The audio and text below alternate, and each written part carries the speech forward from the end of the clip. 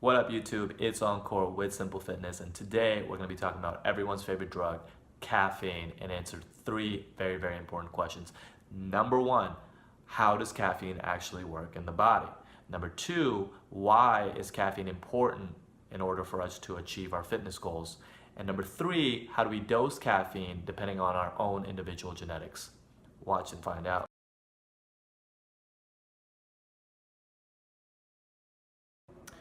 To understand how caffeine affects the body, we must understand what adenosine is. Adenosine is a molecule that promotes drowsiness and sleepiness. It does this by attaching itself to its adenosine receptors. When we ingest caffeine, the caffeine molecule swoops in to the adenosine receptor, hijacking adenosine's rightful place in the brain, causes feelings of wakefulness, alertness, improved focus, and reflexes.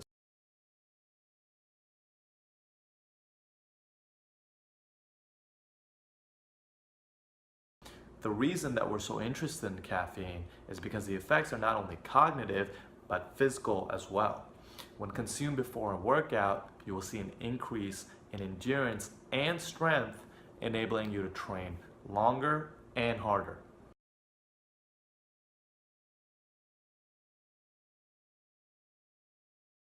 Studies show an average increase of 12% in performance, with more benefits associated with endurance exercise than shorter, high-intensity exercise.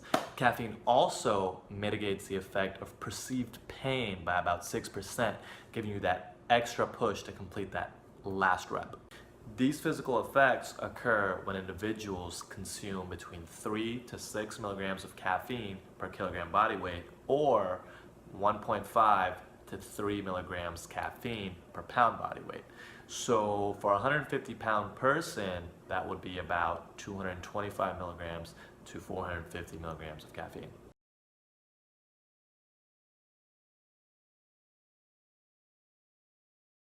Uncle, come in.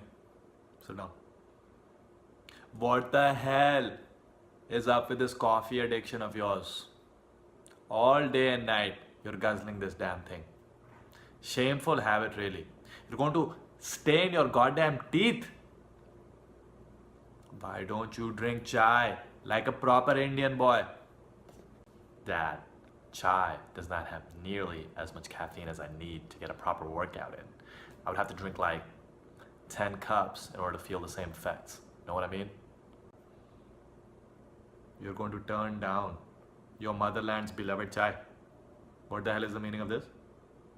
Get lost. Leave me alone, Dad.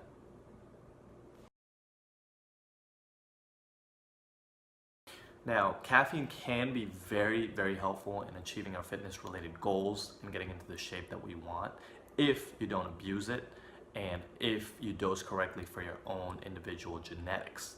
So in general, caffeine has like a half-life of 4 to 6 hours, but that's going to vary depending on your own genetics.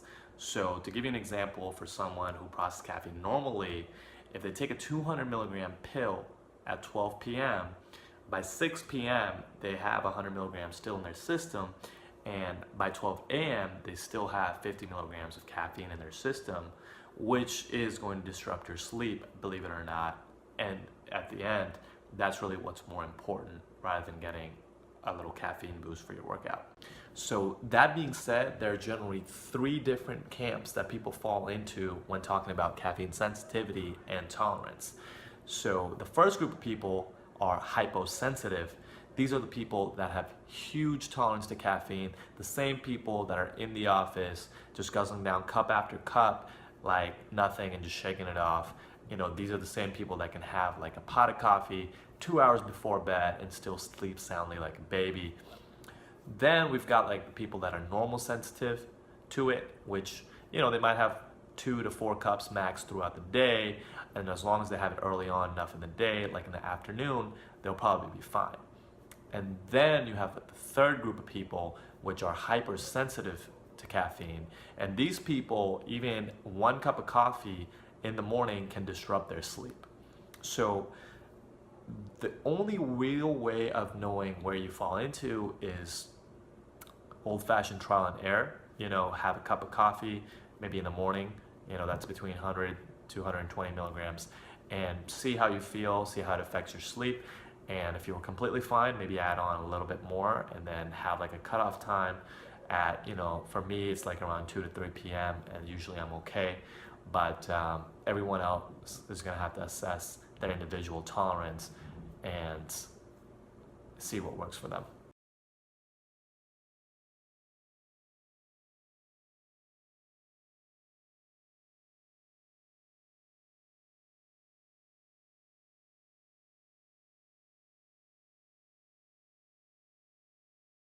So I really hope you guys got some value out of that video.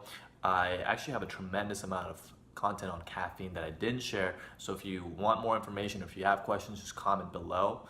And thank you for watching. Like, share, subscribe if you liked it. Until next time.